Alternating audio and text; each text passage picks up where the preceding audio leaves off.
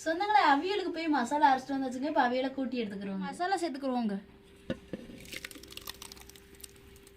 2 தக்காளி சேர்த்துக்கிறோம். தேவையான கருவேப்பிலை சேர்த்துக்கிறோங்க. தேவையான தண்ணி ஊற்றிக்கிறோம். இப்போ மொத்தமாக விரவி எடுத்துக்கிறோம். சொந்தங்களே கூட்டி வச்ச அவியெல்லாம் அடுப்பில் தூக்கி போட்டுக்கிறோம்.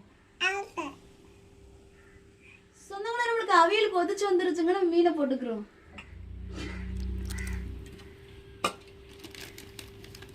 தேவையான உப்பு போட்டுக்கிறோங்க.